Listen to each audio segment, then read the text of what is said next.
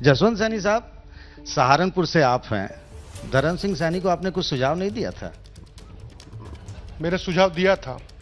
मैं पहले भी कहा था, उन्होंने बहुत बड़ी बड़ी बातें कही हैं कि मेरे सामने योगी जी आ जाएं, मेरे सामने केशव जी आएँ, दिनेश शर्मा जी आएँ, फला आए, और मैं जनता में मेरा इतना बड़ा ओहदा है, मेरा धमक है, मैं चुनाव को निश्चित रूप से जीतूंगा। तो उस समय मैंने भी कहा था, मुझे आप पत्रकारों ने पूछा था, मैंने कहा था जिसे इस दारुण दुख देहू उसकी मति पहले ही हर लेहू। इनकी मति हरी गई है, बड़ी बड़ी बात कर रहे हैं, निश्चित रूप से हारेंगे। वो हार गए। तो इस चुनावी नतीजों के बाद उनसे बातचीत हुई? आपने कुछ पूछा हालचाल? मेरी चुनाव में बात नहीं हुई। जब वो हमारे साथ थे बात की, जब हमारे साथ नहीं, क्यों बात करेंगे? सहारनपुर में इस बार समाजवादी पार्टी ने बड़े प्रयोग किए। इमरान मसूद जैसे मुस्लिम चेहरे को भी टिकट नहीं दिया, सब जतन कर लिए, और फिर भी धर्म सिंह सैनी प्रतीक थे, कह रहे थे दलित, शोषित, वंचित, पिछड़ों का सम्मान नहीं है बीजेपी में, और नतीजे कुछ और ही आ गए।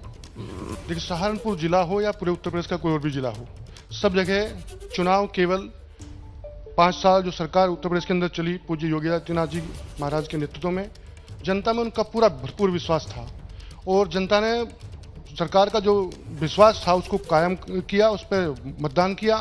जन कल्याणकारी योजनाएं हो, चाहे कानून की व्यवस्था हो। जब हम चुनाव में गए, हमने लोगों से पूछा कि 5 साल के अंदर कोई गांव का मैंने कम से कम 300 से ज़्यादा कार्यक्रम किए, और मैंने पूछा लोगों से कि आप ये बताइए कि आपने 5 साल में कच्चे बनवाने वाला कोई बदमाश देखा क्या? जनता ने कहा नहीं।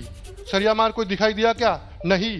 कान से कुंडल तोड़ने वाला कोई गैंग गिरोह दिखाई दिया क्या? नहीं। अपहरण देखा क्या? नहीं। उत्तर प्रदेश के अंदर कहीं कानबाई दिखाई दी क्या? नहीं। तो फिर वोट कहाँ देंगे उत्तर प्रदेश के अंदर? बताइए, तो पश्चिम यूपी में जैसा योगी जी ने कहा था कि गर्मी में भी शिमला बना देंगे, ठंडी, तो ठंडी ही हो गई क्या?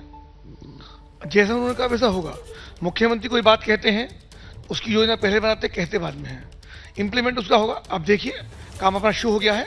मुजफ्फरनगर में किराना है जो वो चर्चा में रहता है, उसके भी 11 लोगों ने सरेंडर किया है, गले पट्टा डाल के हम अपराधी हैं, हमको माफ़ कर दो, हम समर्पण करना चाहते हैं, हमको जेल भेज दो और हमको माफ़ कर दो।